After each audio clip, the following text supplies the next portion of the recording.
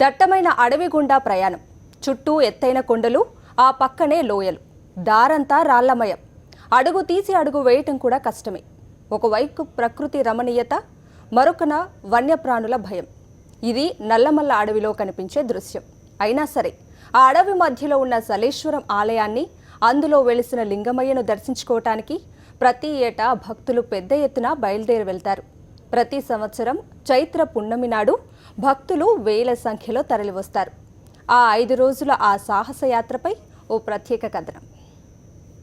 Nallamala forest కొన్ని వందల సంవత్సరాలు చరిత్ర కలిగినటువంటి ఈ ఫారెస్ట్లో జ్యోతిర్లింగ స్వరూపుడు శివుడు, అలాగే శక్తిపీఠం బ్రహ్మరాంబక దేవి వెలిసినటువంటి ఈ నల్లమల అటవీ ప్రాంతంలో ఇంకా చాలా హిందూ దేవాలయాలు ఉన్నాయి. సో ప్రత్యేకంగా హిందూ దేవాలయాల్లో ఒకటైనటువంటి సలేశ్వర స్వామి టెంపుల్ సంవత్సరానికి 5 రోజులు మాత్రమే తెరిచి ఉంటుంది, 5 రోజులు మాత్రమే భక్తులకు అందుబాటులో ఉంటుంది. మరి ఆ యొక్క సలేశ్వర టెంపుల్కి మార్గం ఏ విధంగా ఉంటుంది, సో అక్కడ దేవుడు ఏ రూపంలో ఉండబోతున్నాడు, అక్కడ దేవుణ్ణి ఎలా కొలుస్తారు, ఓన్లీ ఈ 5 రోజుల పాటే సలేశ్వర స్వామి టెంపుల్ అందుబాటులో ఉండడానికి గల కారణాలేంటి, సో ఇవన్నీ తెలుసుకునే ప్రయత్నం చేద్దాం. ప్రస్తుతం మనం నల్లమల్ల అడవి ప్రాంతంలో ఉన్నాం. సలేశ్వర స్వామి ఆలయానికి బయలుదేరే ఆ ప్రధాన మార్గంలో ఉన్నాము.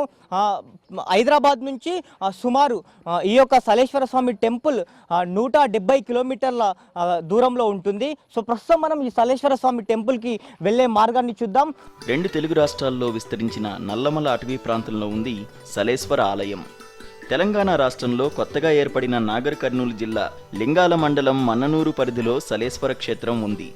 తెలంగాణ వైపు నుండి అచ్చంపేట మీదుగా నల్లమల్ల అటవీ ప్రాంతంలోకి భక్తులు ప్రవేశిస్తారు. శ్రీశైలం పుణ్యక్షేత్రం వెళ్లే ప్రధాన రహదారి గుండా మన్ననూరు నుంచి సుమారు 10 కిలోమీటర్ల తరువాత సలేశ్వర దేవాలయానికి వెళ్లే మార్గం వస్తుంది.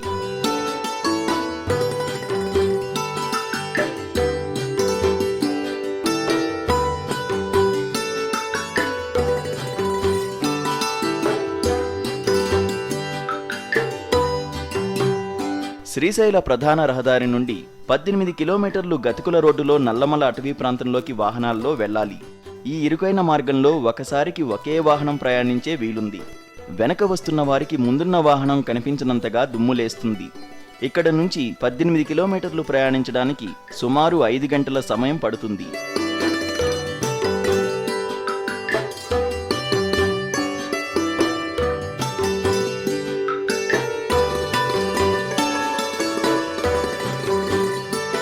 తీవ్రమైన ట్రాఫిక్ జామ్, దుమ్ము ధూళి నడుమ అతి కష్టం మీద 18 కిలోమీటర్లు ప్రయాణించిన తర్వాత ఒకచోట విశాలమైన ప్రాంతంలో వాహనాలను పార్కు చేసుకోవాలి. అక్కడి నుండి సుమారు 4 కిలోమీటర్ల దూరంలో ఉంటుంది సలేశ్వర ఆలయం. అక్కడికి చేరుకోవాలంటే కాలినడకే శరణ్యం.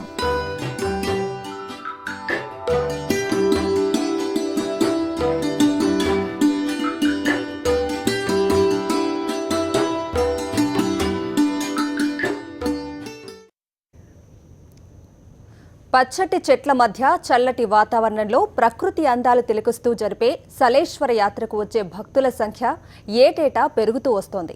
లింగమయ్యను దర్శించుకోవటానికి వృద్ధులు, మహిళలు సైతం అతి కష్టమైన ఈ యాత్రకు పూనుకుంటారు. వాహనాల్లో అడవిలో లోపలికి వెళ్లి ఒకచోట పార్క్ చేసిన తర్వాత అసలు యాత్ర మొదలవుతుంది. అక్కడి నుంచి సుమారు 4 కిలోమీటర్ల దూరంలో ఉన్న సలేశ్వరం ఆలయానికి కాలినడకన వెళ్ళాలి. ఈ ప్రాంతం ప్రధానంగా సలేశ్వర ఆలయానికి వెళ్ళే ప్రధాన మార్గం అని చెప్పుకోవచ్చు. చూడొచ్చు మనం చాలా వరకు కూడా సలేశ్వర ఆలయాన్ని దర్శించుకోవడానికి పెద్ద ఎత్తున భక్తులు వస్తున్నారు. సో మొత్తం మనం శ్రీశైల ప్రధాన ఆలయ రహదారి నుంచి ఈ యొక్క ప్రాంతానికి చేరుకోవడానికి సుమారు 5 గంటల సమయం పట్టిందని చెప్పుకోవచ్చు. ఈ 5 గంటల సమయం మొత్తం కూడా చాలా వరకు ట్రాఫిక్ జామ్ అయినటువంటి పరిస్థితి ఉంది. ఎందుకంటే ఇది సంవత్సరానికి 5 రోజులు మాత్రమే ఈ యొక్క ఆలయ సందర్శన ఉంటుంది కాబట్టి సో పెద్ద ఎత్తున భక్తులు చేరుకుంటున్నారు.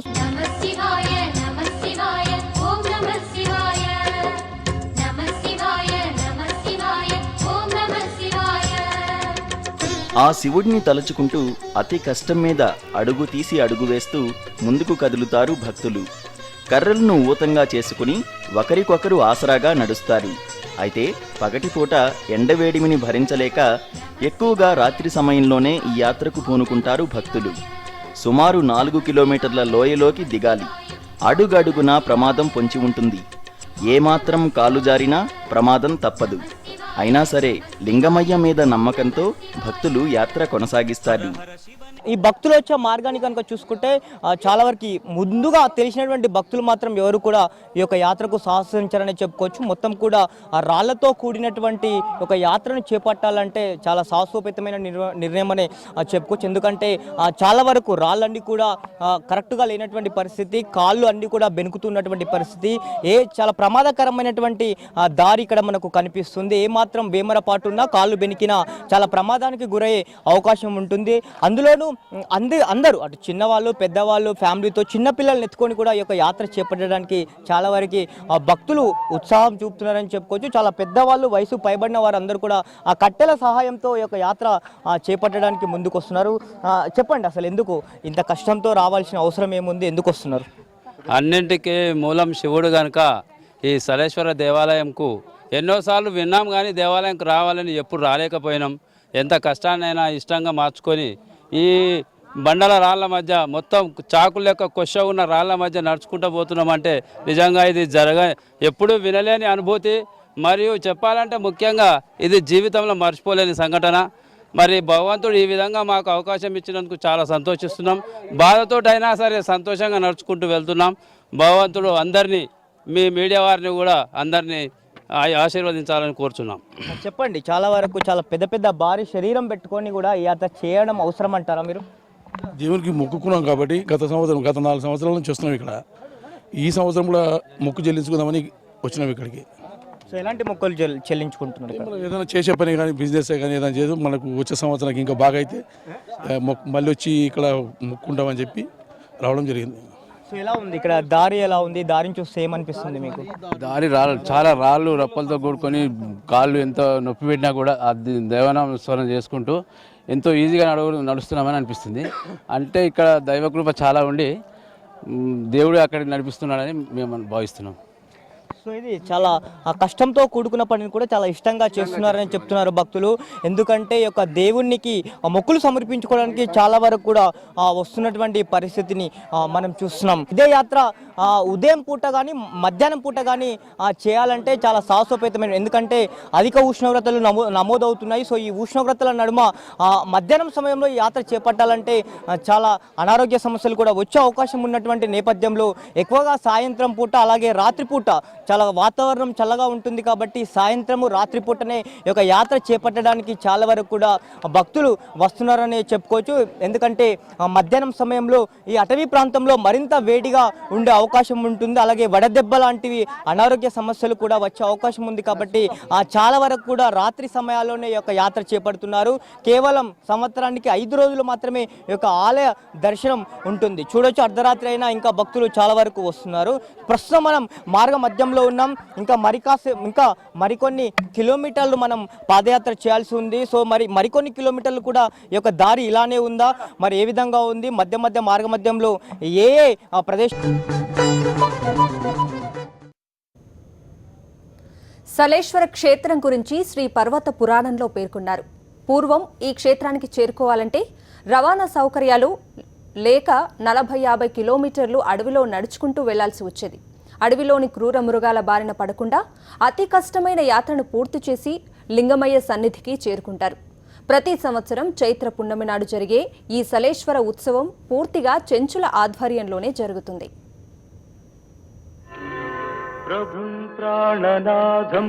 పౌర్ణమి రోజు కావడంతో వెన్నెల వెలుతురులో చల్లని వాతావరణంలో మధ్యలో సేద తీరుతూ భక్తులు యాత్ర కొనసాగిస్తారు. అలసిపోయిన భక్తులు మధ్యలో విశ్రాంతి తీసుకుని తిరిగి యాత్ర కొనసాగిస్తారు. మోకాళ్ల కూర్వం అనే ప్రాంతంలో దారి చాలా ప్రమాదకరంగా ఉంటుంది. పైనుంచి ఏటవాలుగా సుమారు 200 అడుగుల లోయలోకి దిగాలి.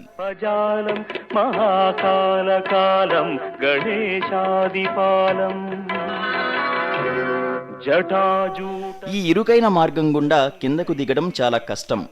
అయినా వెనుకంజ వేయకుండా వేల సంఖ్యలో భక్తులు శివనామ స్మరణ చేసుకుంటూ యాత్ర కంటిన్యూ చేస్తారు. మార్గ మధ్యలో రాళ్ల మీదుగా కారే నీటి ధారలను భక్తులు సీసాల్లో నింపుకుని తాగుతూ ముందుకు కదులుతారు. మనం చేసినటువంటి ఈ యొక్క నడక యాత్రలో చాలా అత్యంత ప్రమాదకరమైనటువంటి ప్రాంతంలో ప్రస్తుతం మనం ఉన్నామని చెప్పుకోవచ్చు. చాలా ఏటవాలుగా ఉన్నటువంటి ఈ యొక్క మార్గాన్ని చాలామంది భక్తులు స్వామివారిని దర్శించుకోవడానికి వస్తున్నారు. శివనామ స్మరణలతో లింగమయ్య వస్తున్నామంటూ ప్రతి ఒక్కరు కూడా శివనామ స్మరణలు చేస్తూ ఈ యొక్క యాత్రకు చేరుకుంటారు అని చెప్పుకోవచ్చు. చాలా అత్యంత ప్రమాదకరంగా ఈ యొక్క ఏటవాలుగా ప్రస్తుతం మనం ఉన్నటువంటి ప్రదేశం ఉంది. ఈ ప్రదేశం నుంచే చాలా వరకు కూడా భక్తులందరూ కూడా ఈ మార్గం నుంచే రావాలి. టోటల్ యాత్రలో చాలా ప్రమాదకరమైనటువంటి ప్రాంతం ఇదే అని చెప్పుకోవచ్చు. ఇక్కడ చాలా వరకు నీటి దారాలుగా నీరు కూడా రావడం జరుగుతుంది. చాలా వరకు ఇప్పటి వరకు ప్రయాణం చేసిన వాళ్ళందరూ కూడా ఇక్కడ ఈ నీటి ఏవైతే దారాలు వస్తున్నాయో ఇక్కడ తాము తెచ్చుకున్నటువంటి వాటర్ డబ్బాలో అందరూ కూడా నీళ్లు పట్టుకొని కూడా తాగడానికి చాలా వరకు ఉత్సాహంగా చూపుతారు. ఎందుకంటే ఇక వేరే ప్రాంతాల్లో ఎక్కడ కూడా ఆ నీళ్లు దొరకని పరిస్థితి కాబట్టి ఈ ప్రాంతంలోనే నీళ్లు ఎక్కువగా లభిస్తూ ఉంటాయి. కాబట్టి ఇక్కడ వాటర్ పట్టుకొని ఇక్కడ నుంచి మరో కిలోమీటర్ వరకు చేరుకోవాల్సి ఉంటుంది స్వామివారిని దర్శించుకోవాలి అంటే. చాలా వరకు ఇక్కడ కాసేపు కూర్చొని చాలా వరకు చూసుకోవచ్చు. కొద్దిగా మార్గ మధ్యంలో అక్కడక్కడ కూర్చోవడానికి ఇబ్బందికరమైనటువంటి పరిస్థితులు ఉంటాయి కాబట్టి ఇక్కడ కొద్ది మంది, ఎందుకంటే ఇది ఏటవాలుగా ఉన్నటువంటి ప్రయాణం కాబట్టి ఈ ప్రయాణం తర్వాత కొద్దిగా ఇక్కడ కొద్దిమంది మహిళలు కానివ్వండి ఇతర వాళ్ళందరూ కూడా ఇక్కడ కొద్దిగా రిలాక్స్ అయ్యి మళ్ళీ ఇక్కడ నుంచి యాత్ర చేపట్టే అవకాశం కనిపిస్తుంది. ఇంకా ఒక 1 కిలోమీటర్ ఈ యొక్క యాత్ర ఉంటుంది. సో మరి కొద్దిసేపట్లో అంటే ఇక్కడ నుంచి మళ్ళీ స్వామివారిని దర్శించుకోవాలంటే ఇంకో గంట సమయం పట్టే అవకాశం ఉంది. ఈ సమయంలో వర్షం పడితే వస్తున్నామయ్యా లింగమయ్య అంటూ భక్తుల శివనామ స్మరణలతో అడవిలోని కొండలు ప్రతిధ్వనిస్తాయి. వాహనాలు పార్కింగ్ చేసిన స్థలం నుండి ఆలయానికి చేరుకోవడం ఒక ఎత్తైతే ఆలయంలోకి వెళ్లి దైవ దర్శనం చేసుకోవడం మరో ఎత్తు. మహాపాపనాశం సదా సుప్రకాశం గణేశం సురేశం మహేశం. చైత్ర పౌర్ణమిని పురస్కరించుకుని భక్తులు ఈ సంవత్సరం లక్షల సంఖ్యలో సలేశ్వర స్వామిని దర్శించుకున్నారు. పౌర్ణమికి 2 రోజుల ముందు, పౌర్ణమి తర్వాత 3 రోజులు మాత్రమే ఈ దేవాలయం తెరిచి ఉంటుంది. అన్ని కష్టాలు భరించి సలేశ్వర ఆలయానికి చేరుకున్న భక్తులకు శివుడు లింగ రూపంలో దర్శనమిస్తాడు. లింగాన్ని స్వయంగా తాకే అవకాశం భక్తులకు ఉంటుంది. ఈ ఆలయం పూర్తిగా చెంచుల ఆధీనంలో ఉంటుంది. ఎక్కడా ఒక్క పోలీస్ కూడా కనపడరు.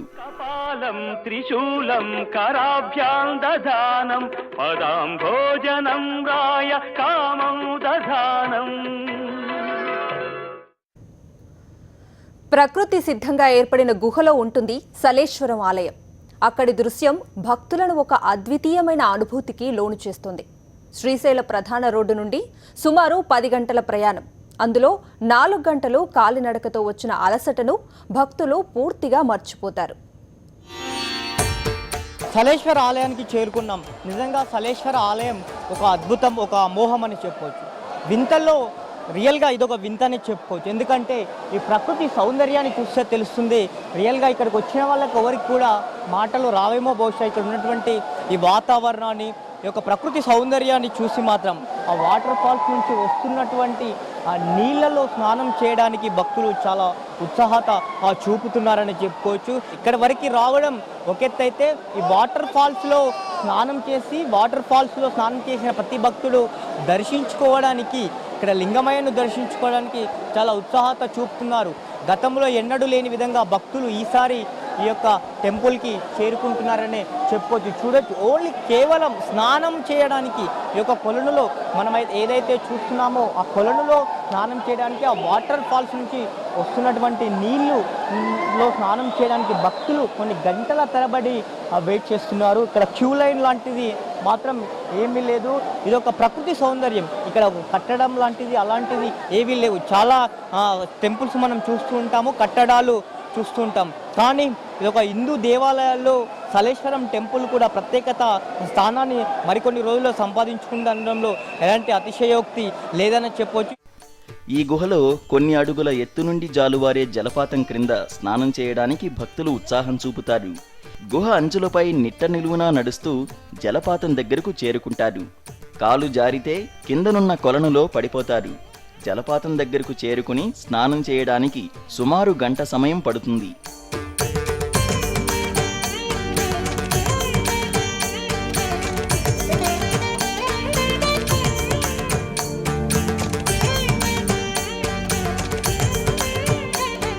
దేవస్థానానికి వెళ్ళాలంటే చాలా సులువుగా వెళ్ళే అవకాశం ఉంది, కానీ ఇక్కడికి రావాలంటే మాత్రం చాలా కష్టాలు పడాల్సినటువంటి పరిస్థితి కనిపిస్తుంది. సో పైన మనం అంతా చూడొచ్చు, ఇదొక గుహలాగా ఉన్నటువంటి ప్రాంతంలో ఈ యొక్క సలేశ్వర స్వామి లింగ రూపంలో భక్తులకు దర్శనమిస్తున్నాడు.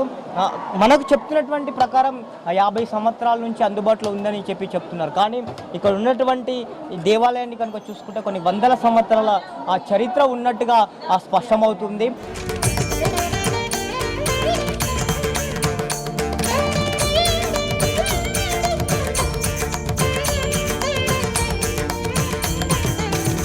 సలేశ్వర స్వామిని దర్శించుకున్నటువంటి కొంతమంది భక్తులు మనతో ఉన్నారు. మరి వారిని అభిప్రాయాన్ని తెలుసుకుందాం. చెప్పండి అమ్మ, మీరు ఎక్కడి నుంచి వచ్చారు, ఎలా ఉంది ఇక్కడ ఆలయ దర్శనం, ఎలా సాగింది, ఎలా ఉంది? చాలా మంచిగా అయిందండి. మేము 18 సంవత్సరాల నుంచి వస్తున్నాము, మంచిగా ఉంది. అప్పటికంటే ఇప్పుడు చాలా చేంజ్ అయిపోయింది, మంచిగా అయింది. చాలా దర్శనం కూడా మంచిగా అయింది. ఎక్కడి నుంచి వచ్చారు? హైదరాబాద్ నుంచి వచ్చినామండి. 18 సంవత్సరాల నుంచి వచ్చామంటున్నారు, ఎందుకు వస్తున్నారు 18 సంవత్సరాలుగా? మాకు మంచిగా అనిపిస్తుంది, వస్తున్నామండి. చాలా బాగుంది. ఇక్కడ ఏదైనా మొక్కుకున్నామంటే అది కరెక్ట్ అవుతుంది.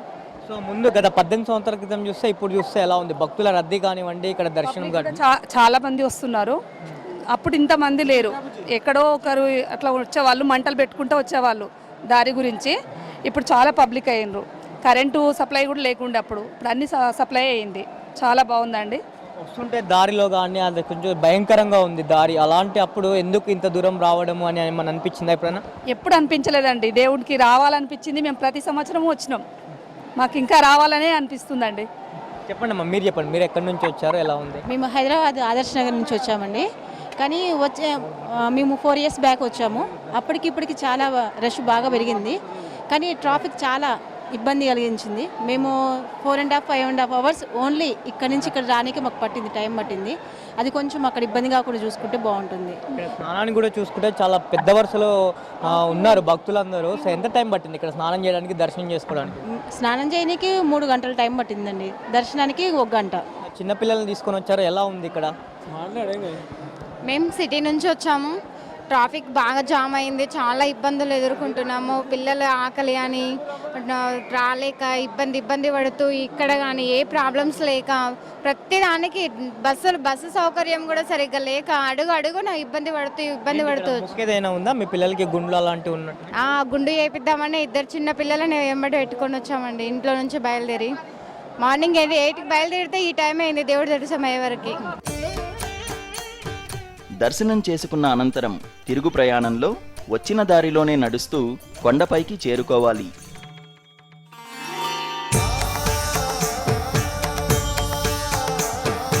గతంలో ఎన్నడూ లేని విధంగా ఈ సంవత్సరం రికార్డు స్థాయిలో భక్తులు సలేశ్వర లింగమయ్యని దర్శించుకున్నారు. ముందు రోజు రాత్రి 9 గంటలకు మొదలైన సలేశ్వర యాత్ర మరుసటి రోజు ఉదయం 9ంటికి పూర్తయింది.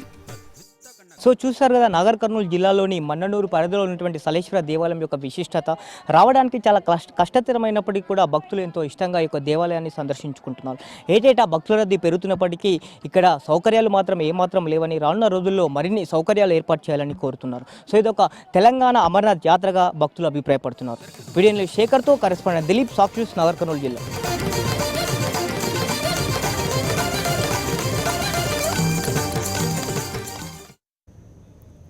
ఆ పరమేశ్వరుడిపై నమ్మకం, గుండె నిండా విశ్వాసంతో అతి కష్టమైన ఈ యాత్రను పూర్తి చేసుకుని సంతోషంగా ఇంటికి చేరుతారు భక్తులు. ఇది సలేశ్వరం యాత్ర విశేషాలు. Stay tune to Sakshi.